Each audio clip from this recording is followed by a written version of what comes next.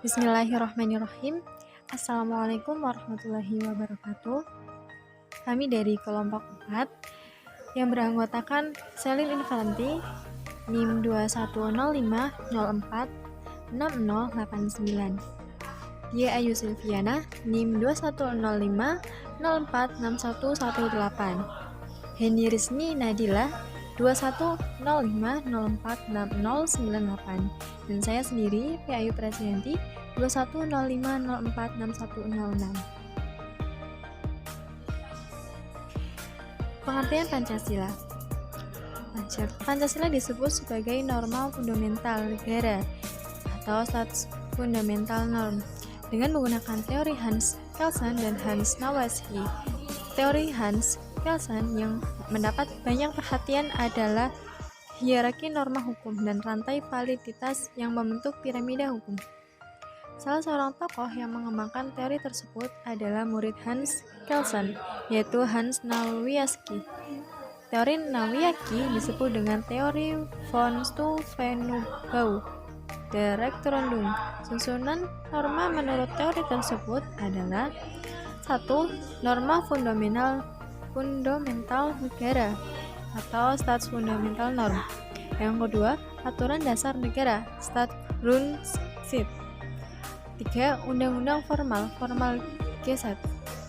4. Peraturan pelaksanaan dan peraturan otonom, Verordnung and Autonomstaatsgesetz. Secara singkat, Pancasila. Pancasila lahir dan dirumuskan dalam persidangan Badan Penyelidik Usaha Persiapan Kemerdekaan Indonesia atau yang biasa kita ketahui BPUPKI pada saat membahas dasar negara, khususnya dalam pidato Soekarno tanggal 1 Juni 1945 yang sekarang diperingati Hari Pancasila. Soekarno menyebut dasar negara sebagai filosofis, Grundslag sebagai fondamen filsafat, pikiran yang sedalam-dalamnya yang di atasnya akan didirikan bangunan negara Indonesia. Soekarno juga menyebutnya dengan istilah Weltanschauung atau pandangan hidup. Pancasila adalah 5 dasar atau 5 asas. Selanjutnya, kita akan membahas tentang nilai-nilai Pancasila. Yang pertama, nilai-nilai Pancasila sebagai dasar negara. Nilai-nilai Pancasila sebagai dasar negara hakikatnya terletak pada kedudukannya sebagai sumber dari segala sumber hukum di negara Indonesia.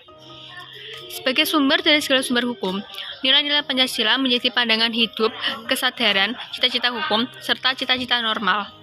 Nilai-nilai Pancasila sebagai dasar negara terkandung di dalam pembukaan Undang-Undang Dasar 1945. Yang kedua yaitu nilai-nilai Pancasila sebagai ideologi negara. Pandangan manusia Indonesia tentang perilaku bermasyarakat untuk mencapai cita-cita yang terkandung dalam Pancasila. Nilai, sikap, dan gagasan yang terkandung dalam ideologi sebagai berikut. A. Bentuk negara republik yang berkedaulatan rakyat. B. Segala sesuatu berdasarkan Undang-Undang Dasar Negara. C. Berlandasan nilai-nilai Pancasila, meliputi kepercayaan kepada Tuhan Yang Maha Esa, bukan merupakan negara sekuler. Pemerintah berdasarkan persetujuan rakyat. Pancasila dikatakan sebagai ideologi terbuka dan dinamis. Menurut Alfian, suatu ideologi dikatakan sebagai terbuka dan dinamis memiliki 3 dimensi, yaitu yang pertama adalah dimensi realitas, yaitu nilai-nilai ideologi itu bersumber dari nilai-nilai yang real hidup di dalam masyarakat. Yang kedua, dimensi idealitas, yaitu mengandung makna bahwa suatu ideologi perlu mengandung cita-cita yang ingin dicapai dalam berbagai bidang hidup. Yang terakhir, yang ketiga adalah dimensi fleksibilitas, yaitu mengandung pengertian bahwa ideologi memiliki keluasan yang memungkinkan bahwa merangsang pengembangan pemikiran baru yang relevan tentang dirinya. Selanjutnya yaitu definisi konstitusi. Konstitusi sendiri berasal dari bahasa Perancis, yaitu constituer, yang artinya membentuk atau pembentukan. Maksudnya adalah konstitusi sebagai pembentuk suatu negara. Konstitusi mengandung permulaan dari segala peraturan mengenai suatu negara, atau dengan kata lain, bahwa konstitusi mengandung permulaan dari segala peraturan mengenai negara.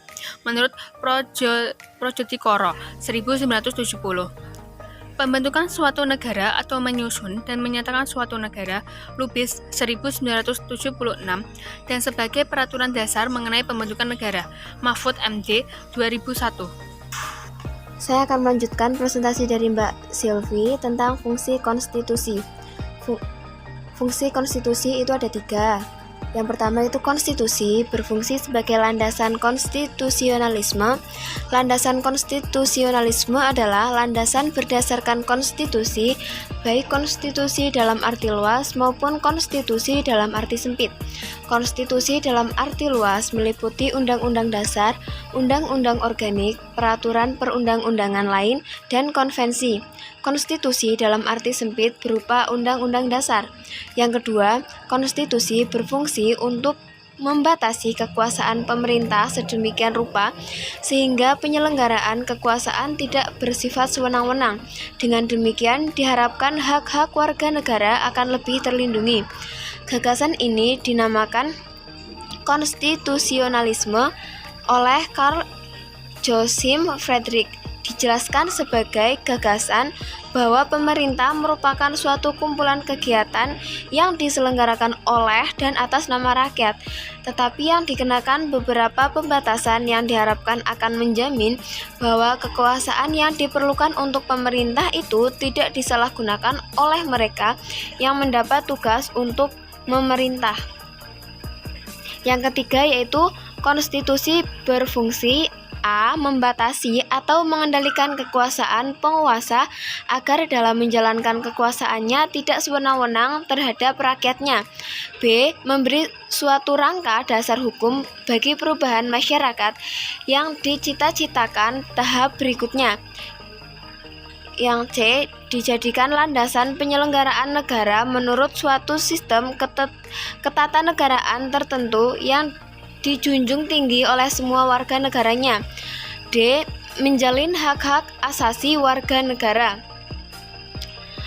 Konstitusi juga diperlukan untuk membagi kekuasaan dalam negara. Pandangan ini didasarkan pada fungsi konstitusi yang salah satu diantaranya adalah membagi kekuasaan dalam negara.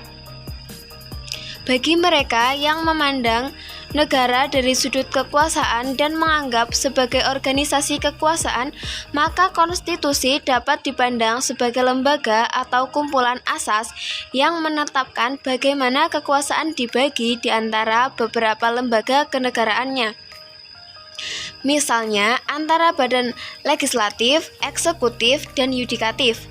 Konstitusi menentukan cara-cara bagaimana pusat-pusat kekuasaan itu bekerja sama dan menyesuaikan diri satu sama lain serta merekam hubungan-hubungan kekuasaan dalam negara. Kemudian materi muatan konstitusi.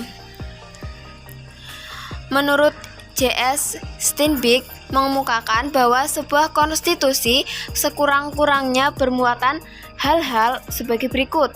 Yang A. Adanya jaminan terhadap hak-hak asasi manusia dan warga negara. Yang B.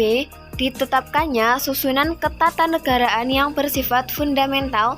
Dan yang C. Adanya pembagian dan pembatasan tugas kenegaraan yang juga bersifat fundamental. Kemudian menurut K.C. Ware menegaskan bahwa dalam sebuah negara kesatuan yang perlu diatur dalam konstitusi pada asasnya hanya 3 masalah pokok berikut, yaitu A. Struktur umum negara seperti pengaturan kekuasaan eksekutif, kekuasaan legislatif, dan kekuasaan yudisial. Yang B. Hubungan dalam garis besar antara kekuasaan-kekuasaan tersebut satu sama lain. Yang C. Hubungan antara kekuasaan tersebut dengan rakyat atau warga negara. Kemudian menurut A.H. Strauss-Kahn menyatakan bahwa konstitusi dalam sebuah dokumen formal berisikan hal-hal sebagai berikut. A. Menghasilkan perjuangan politik bangsa di waktu yang lampau. Yang B. Tingkat-tingkat tertinggi perkembangan ketatanegaraan bangsa. C. Pandangan tokoh-tokoh bangsa yang hendak diwujudkan, baik untuk waktu sekarang maupun untuk masa yang akan datang. Yang D. Suatu keinginan dengan nama perkembangan kehidupan ketatanegaraan bangsa hendak dipimpin. Kemudian menurut Phillips, Holt, dan Jackson menegaskan bahwa materi muatan konstitusi adalah sebagai berikut, yaitu suatu bentuk aturan, adat istiadat, kebiasaan-kebiasaan yang menentukan susunan dan kekuasaan organ-organ negara yang mengatur hubungan-hubungan di antara berbagai organ negara itu sama lain, serta hubungan organ-organ negara itu dengan warga negara. Kemudian menurut Miriam Budiarjo mengungkapkan bahwa setiap undang-undang dasar memuat ketentuan-ketentuan mengenai yang A. Organisasi negara, misalnya pembagian kekuasaan antara badan legislatif, eksekutif, dan yudikatif. Yang B. Hak-hak asasi manusia. Yang C. Prosedur mengubah undang-undang dasar. Dan yang D. Ada kalanya memuat larangan untuk mengubah sifat tertentu dari undang-undang dasar. Selanjutnya akan dijelaskan oleh Mbak Selin. Untuk selanjutnya yaitu ada hal-hal yang dimuat dalam konstitusi atau undang-undang dasar. Yang pertama yaitu ada organisasi negara. Misalnya pembagian kekuasaan antara badan legislatif, eksekutif, dan yudikatif. Pada negara federal, pembagian kekuasaan antara pemerintah federal dan pemerintah negara-negara bagian, dan tentang prosedur menyelesaikan masalah pelanggaran yurisdikasi oleh salah satu badan pemerintahan. Yang kedua yaitu ada hak-hak asasi manusia dalam Undang-Undang Dasar NKRI tahun 1945, misalnya diatur secara khusus dalam bab 10A, pasal 28A sampai pasal 28J. Yang ketiga yaitu ada prosedur mengubah Undang-Undang Dasar dalam Undang-Undang Dasar NKRI tahun 1945, misalnya diatur secara khusus dalam bab 16 pasal 37 tentang perubahan Undang-Undang Dasar. Yang keempat, ada kalanya memuat larangan untuk mengubah sifat tertentu dari Undang-Undang Dasar. Hal ini biasanya terdapat jika para penyusun Undang-Undang Dasar ingin menghindari terulangnya kembali hal-hal yang baru saja diatasi, seperti misalnya munculnya seorang diktator atau kembalinya suatu monarki. Undang-Undang Dasar Federal Jerman melarang untuk mengubah sifat federalisme dari Undang-Undang Dasar oleh karena dikhawatirkan bahwa sifat unitarisme dapat melicinkan jalan untuk munculnya kembali seorang diktator seperti Hitler. Dalam Undang-Undang Dasar NKRI 1945 misalnya diatur mengenai ketetapan bangsa Indonesia untuk tidak akan mengubah bentuk negara kesatuan Republik Indonesia pada pasal 37 ayat 5. Untuk selanjutnya yang kelima yaitu ada memuat cita-cita rakyat dan asas-asas ideologi negara. Ungkapan ini mencerminkan semangat atau spirit yang oleh penyusun UUD ingin diabadikan dalam UUD sehingga mewarnai seluruh naskah UUD itu. Misalnya, UUD Amerika Serikat menonjolkan keinginan untuk memperkokoh penggabungan 13 koloni dalam suatu uni, menegaskan dalam permulaan UUD. Kami, rakyat Amerika Serikat, dalam keinginan untuk membentuk suatu uni yang lebih sempurna menerima UUD ini untuk Amerika Serikat. Begitu pula UUD India menegaskan, kami, rakyat Indonesia memutuskan secara hikmat untuk membentuk India sebagai suatu republik yang berdaulat dan demokratis, dan untuk menjamin kepada semua negara keadilan sosial, ekonomi, dan politik, kebebasan berpikir, mengungkapkan diri, beragama, dan beribadah, kesamaan dalam status dan kesempatan, dan untuk memperkembangkan mereka persaudaraan yang menjunjung tinggi martabat seseorang dan persatuan negara.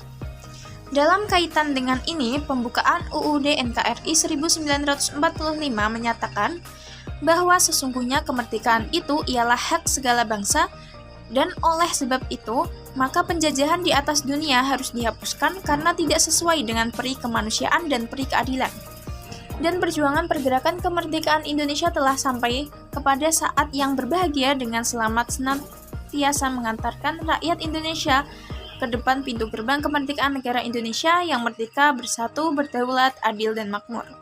Atas berkat rahmat Allah yang Maha Kuasa dan dengan didorongkan oleh keinginan luhur, supaya berkehidupan kebangsaan yang bebas, maka rakyat Indonesia menyatakan dengan ini kemerdekaannya.